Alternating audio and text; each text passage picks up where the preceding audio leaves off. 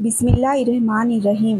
جو رات کو زیادہ دیر تک جاگتے ہیں ان کو پاگل پن کی بیماری کا خطرہ ہے۔ اگر تم چاہتے ہو کہ تمہاری نیند بہتر سے بہتر ہو تو دودھ میں تک ملنگا ڈال کر پی لیا کرو۔ زعفران کا استعمال کرنے سے دل و دماغ کو قوت ملتی ہے اور جگر کی اصلاح ہوتی ہے۔ 2 عدد ثابت کالی مرچ جو گرم مسالے میں موجود ہوتی ہے اس کو پانی کے ساتھ لے لے، جسم میں جہاں بھی درد ہوگا ختم ہو جائے گا۔ اگر معدے میں زخم ہو تو 1 لونگ پانی کے ساتھ روزانہ نگل لیجیے۔ بھنے ہوئے چنے کھانے سے بڑھا ہوا کولیسٹرول گھٹ جاتا ہے، جسم کی کمزوری دور ہونے لگتی ہے، جسم میں آئرن کی کمی پوری ہوتی ہے اور فائبر پروٹین بھی بہتر ہو جاتا ہے۔ صحت مند وہ ہے جو یاد الہی کے سوا تمام باتوں سے اپنی زبان بند رکھے۔ ناظرین، اگر آپ اپنی زندگی میں نیم کے پتوں کا استعمال کریں گے تو خون صاف ہو جائے گا، کینسر جیسی بیماری دور ہو جائیں گی، جسم سے ہر قسم کی خارش و کھجلی دور ہوں گی۔ اس کے علاوہ سر کی خشکی ختم ہونے کے ساتھ ساتھ تمام قسم کی بیماریاں ٹھیک ہونے لگیں گی۔ میتھی کے پتے باہر کی سوجن دور کرنے کے علاوہ جلی ہوئی جلد کو بھی ٹھیک کرتے ہیں۔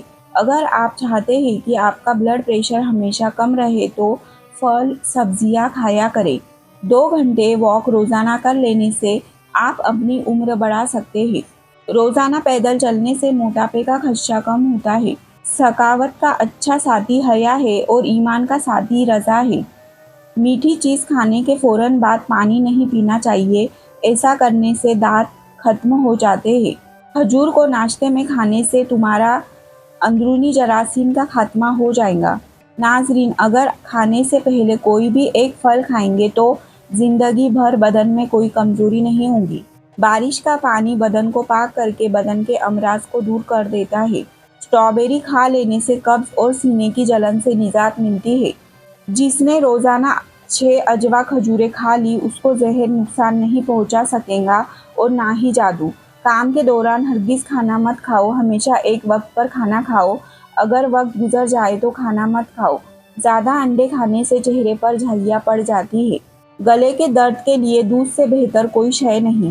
بخار کے مریض کے لیے سیب سے بہتر کوئی پھل نہیں۔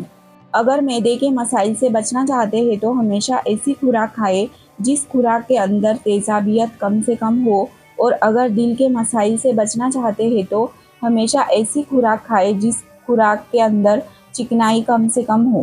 کہا جاتا ہے کہ پودوں سے بات چیت کرنے سے ان کی عمر، ان کی بڑھوتری زیادہ تیز ہو جاتی ہے۔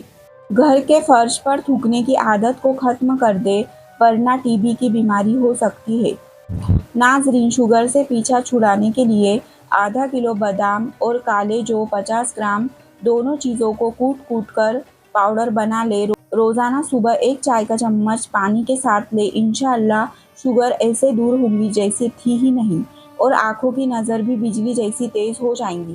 کچھ لوگ انسانوں کو سمجھانے سے نہیں، اوپر والے کی لاٹھی کھانے سے ٹھیک ہوتے ہیں۔ لوگ اس دنیا میں ہر چیز بہتر سے بہتر چنتے ہیں سوائے لفظوں کے۔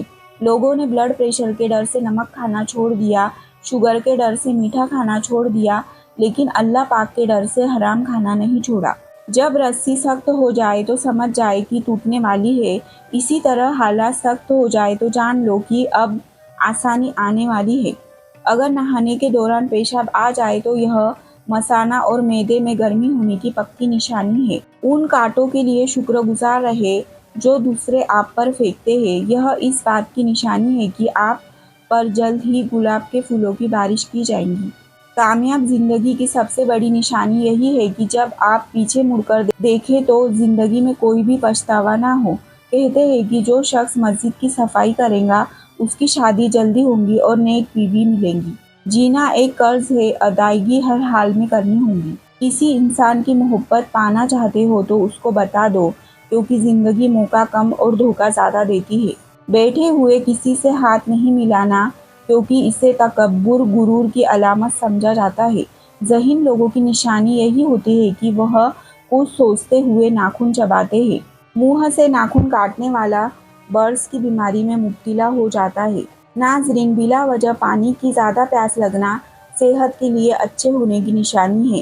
صبح سویرے اٹھنے کے بعد پیشاب نہ آئے تو یہ صحت کے خراب ہونے کی نشانی ہے۔ पेशाब कतरा कतरा करके आए तो यह मसाना कमज़ोर होने की निशानी है।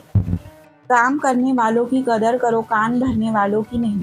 घर में अगर रिस्क की तंगी हो जाए तो सुबह उठते ही नमाज के बाद इस्तग़फ़ार की तस्बीह ज़रूर किया करें। वीडियो अच्छी लगी हो तो वीडियो को लाइक करें और चैनल को ज़रूर सब्सक्राइब करें। शुक्रिया। अल्लाह हाफ़िज़।